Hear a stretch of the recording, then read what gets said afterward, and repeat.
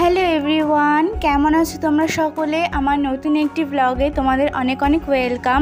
আমার দিদির বিয়ের ভিডিওগুলো তোমাদের কাছে কেমন লাগলো অবশ্যই কিন্তু কমেন্টে জানাবে। তো চলো বন্ধুরা, আজকে দিদির রিসেপশন ভিডিও নিয়ে তোমাদের সামনে চলে এসেছি। তো এখন স্নান করে আমি তোমাদের সামনে ভিডিওটা অন করলাম, আর এখন আমরা দুপুরে লাঞ্চটা খেয়ে নেব, তারপরে দিদির বিয়ের তত্ত্ব সাজাবো। তো আজকে দুপুরের মেনুতে ছিল মাছের ঝাল, আর ছিল চিলি পনির, আমের চাটনি আর ভাত। তো আমরা দেখো সব ভাই বোনরা মিলে একসাথে খাওয়া দাওয়া করে সবাই মিলে এবার ঘরে বসে পড়েছি দিদির বিয়ের তত্ত্ব সাজানোর জন্য। ওর শ্বশুর বাড়িতে আজকে সন্ধেবেলা এই তত্ত্বগুলো আমরা নিয়ে যাব, তাই সবাই মিলে হাতাহাতি গল্প করছি আর সুন্দর করে সবটা সাজিয়ে নিচ্ছি। আর সব ডিজাইনগুলো দেখো কি সুন্দর হয়েছে। শাড়ি, জামা কাপড় যে গুরুজনদের দেওয়া হবে সেগুলো দিয়েই আমরা তত্ত্বগুলো সাজিয়েছি। কেমন লাগছে কমেন্টে কিন্তু অবশ্যই জানাবে।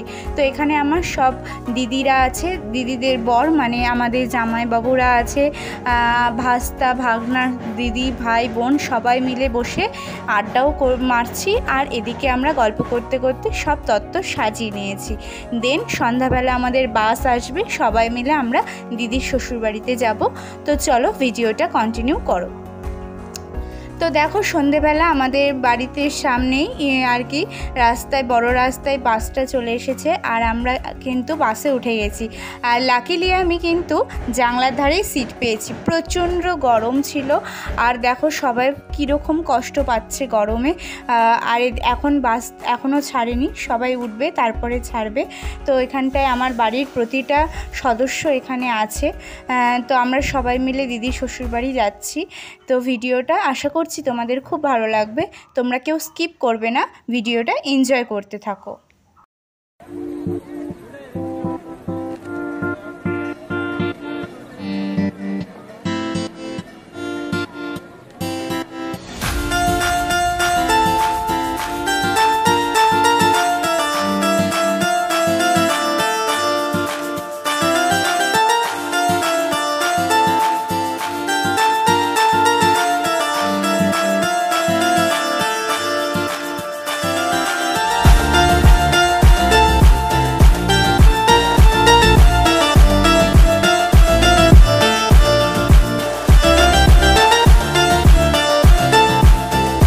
সবাই কিন্তু বাসের মধ্যে প্রচুর আনন্দ করতে করতে সবাই কিন্তু দিদির বাড়ির সামনে চলে এসেছি।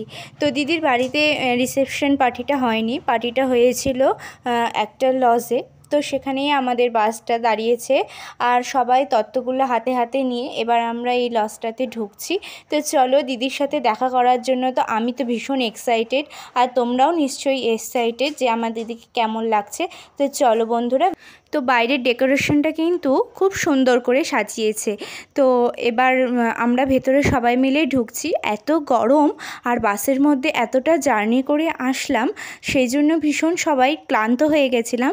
তবুও দিদির সাথে দেখা করার একটা এক্সাইটমেন্ট আলাদাই ছিল, সেই জন্য এসেই দিদির সাথে দেখা করে নিয়েছি। আর আমার দিদিকে কত সুন্দর লাগছে তাই না বলো?